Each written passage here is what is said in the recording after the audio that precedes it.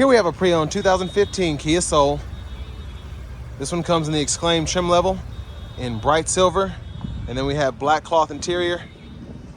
The powertrain consists of a 2-liter naturally aspirated 4-cylinder mated to a 6-speed automatic transmission. That gives us 164 horsepower, 151 pound-feet of torque. To the front end here, halogen headlamps.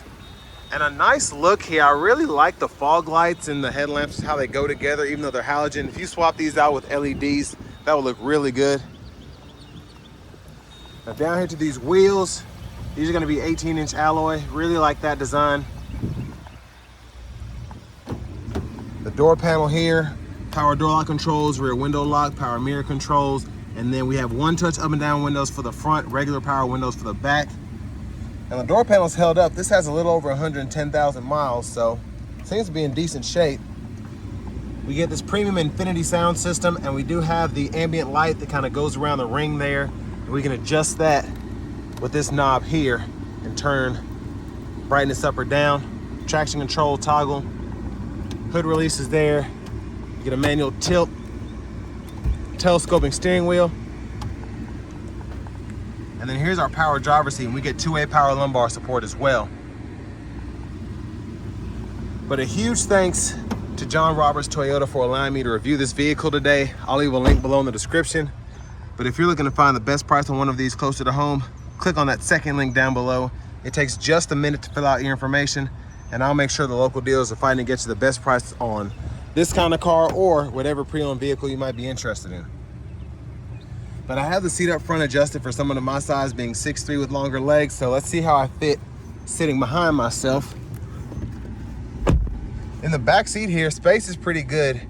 My head is not touching the roof. I have about an inch or so of headroom, even with this panoramic roof here, so that's pretty impressive.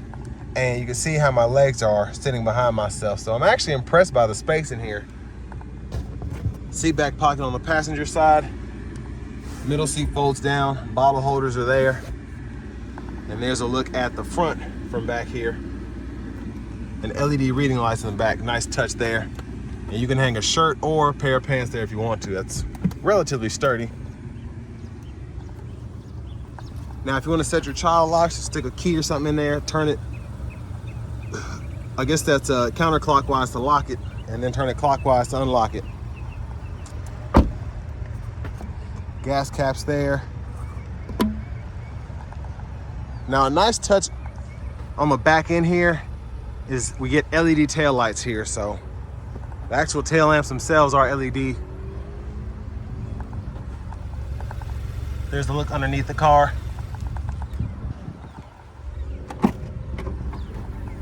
And then cargo space is pretty good for what this is, in my opinion.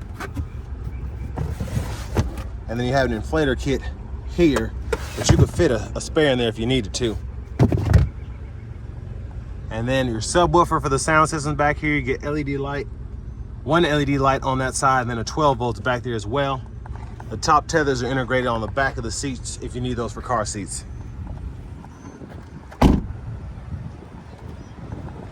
Now as we come around to the rear passenger side,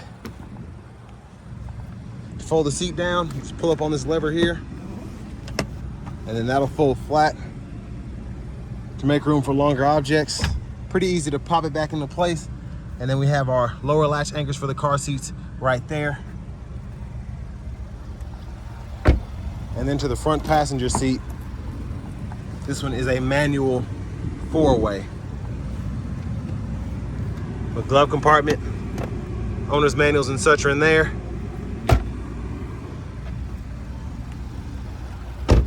As we come back around to the front end, we're just gonna take a quick look in the engine bay.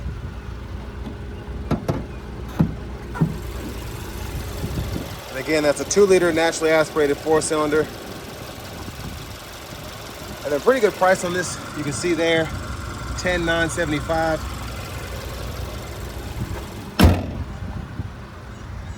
Let's show off these blinkers.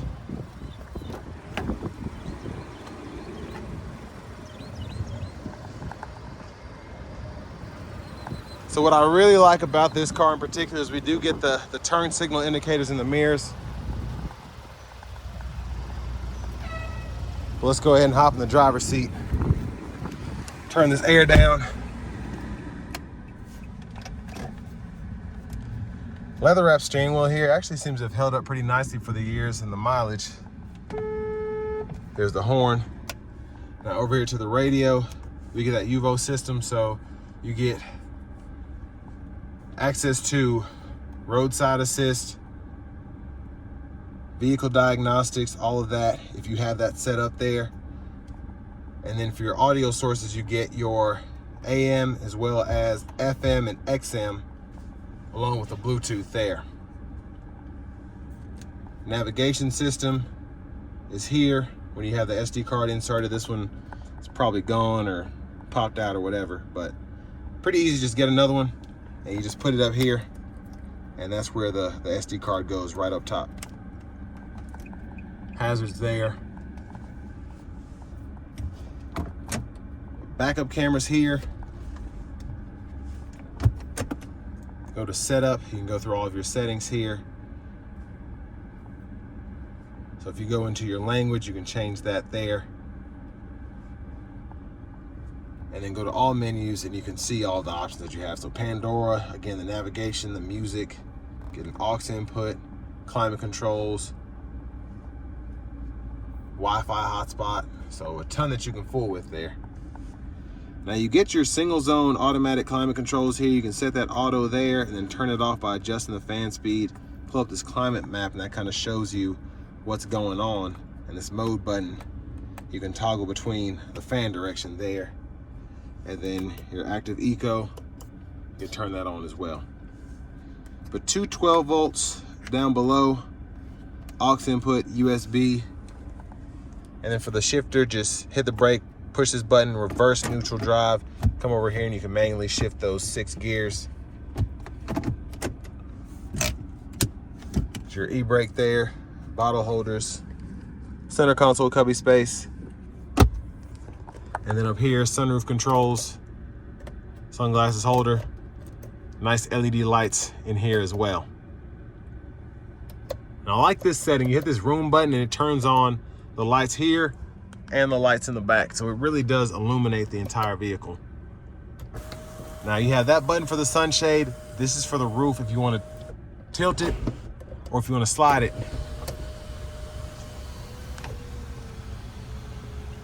So it's a nice touch to have in a vehicle like this. That's how far it goes back with one touch, which is nice.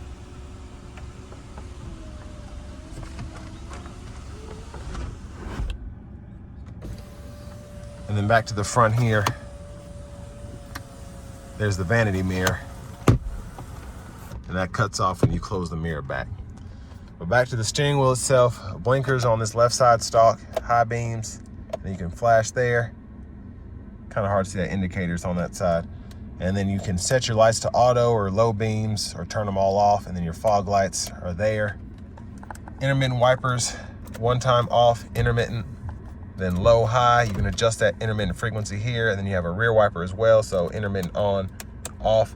Push back for the rear wiper fluid, pull up for the front. And then to the steering wheel itself, volume can be adjusted here. Track list or radio station presets can be gone through there. This mode button goes to your audio sources. And then your cruise, you can turn that on, set the speed, cancel. Voice recognition, Bluetooth buttons. This is your steering. You can set that to sport, comfort, or normal. And then your trip meters here, and then you can reset depending on what's up there. So your trip meters or the average MPGs can be reset there. And then your key is right here. And it's kind of hard to see where it's placed, but unlock, lock. And then this one actually does not only have a panic button, but it has a remote start that's hooked up as well. That's from the factory. But next, let's go ahead and take this 2015 Kia Soul out on the road for a test drive. So starting the test drive in this Kia Soul here, the 2-liter picks up pretty nicely. And I like that you can go between your steering modes, and the sport is just so tight. And I actually really enjoy that. But 110,000 miles on here. It seems to be driving normally. And it is easy to just get behind the wheel and start driving this. You have a 6-speed shiftable automatic. Not like having to get used to a CVT or something like that. And so far, relatively quiet in the interior.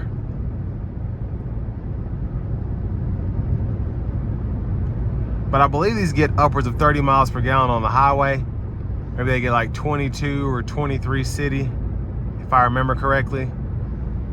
But there's a lot that you get in a vehicle that gets this kind of fuel economy when you get a Kia Soul. So it's actually a pretty nice setup here. I mean, you have space to put stuff in the back if you need to. It's really, again, easy to get behind the wheel and just get going if you're coming from a small car. But then the space in here is also really good, especially from the driver's seat. So the seat bottom is wide enough for my wider stature.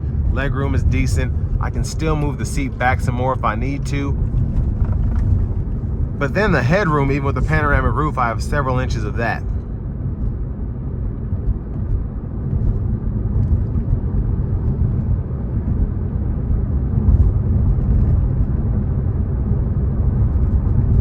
Now I love having the mood lights here that are around the speakers, just because it kind of, especially at night, makes a big difference, and it's kind of a cool thing to have.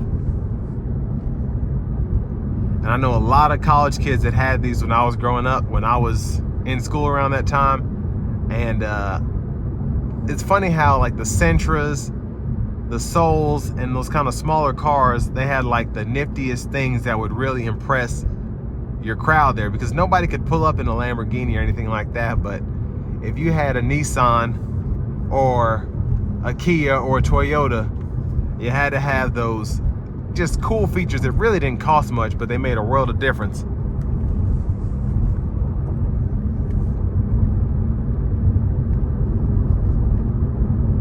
But I mean, it's just everything that you get here is really nice. Again, having the single zone automatic climate controls, having the navigation system. Again, I don't know where that SD card is, but once that's in there, this will work fine. And then just having an aux input still, USB drive. Now we don't have a CD player up here, but another thing that manufacturers started doing was kind of getting rid of the stuff that their target market didn't need. And back then, I didn't even have a CD player.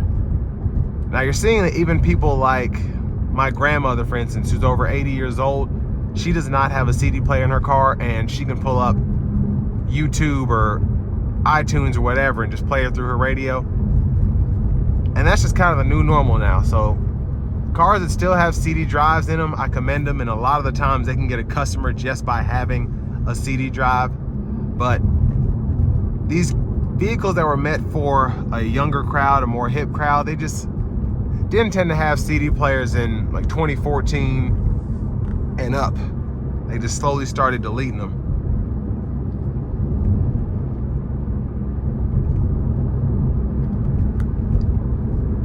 But this trim and just how this is equipped, it's just an impressive array of features that you get, again, from all that was said there. But a leather wrap steering wheel here, a power adjustable driver's seat, and then just having the shiftable automatic if you want to have a little bit of fun, because the thing's quicker than you would expect. And with over 160 horsepower, I mean,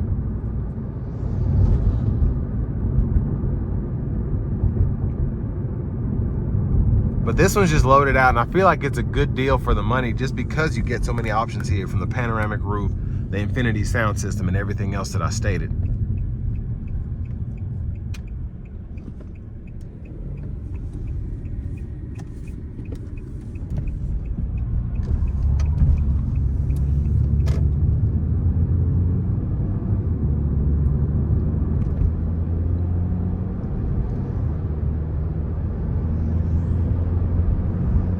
But I'm gonna try to take her on the interstate here and give it a pull. Not gonna floor it, but I'm gonna get close.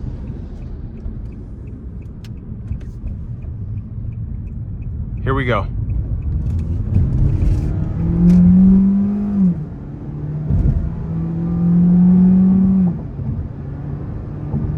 yeah, she's fast.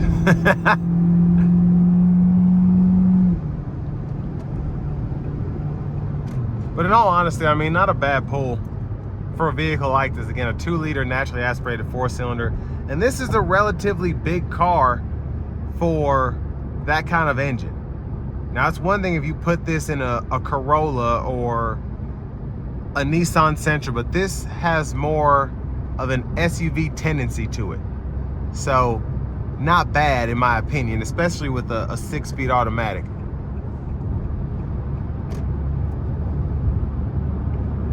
Now, I do want to give one more big thanks to John Roberts Toyota for allowing me to review this sold today. But if you're looking to find the best price on one of these pre-owned closer to home, click on that second link down below. It takes just a minute to fill out your information, and I'll make sure the local dealers are fighting to get you the best price on this or whatever used vehicle you might be interested in. But ride quality wise, it's pretty good. Sound acoustics, a little bit of wind is coming through here, but the insulation is pretty good for the segment. Not noticing any road noise. And it's just,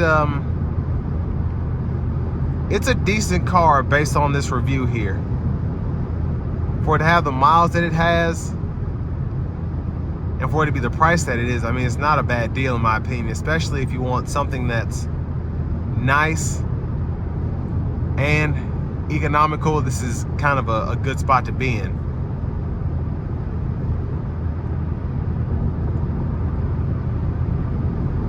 I mean, again, the room up here is really nice, which makes it easier to take on longer journeys. I have the seat not in my most comfortable position, but pretty close.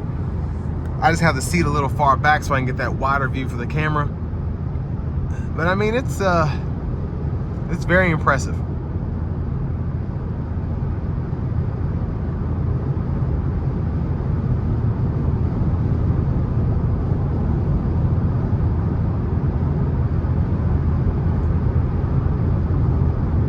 But looking at what's going on here, it's not overheating, no lights are on.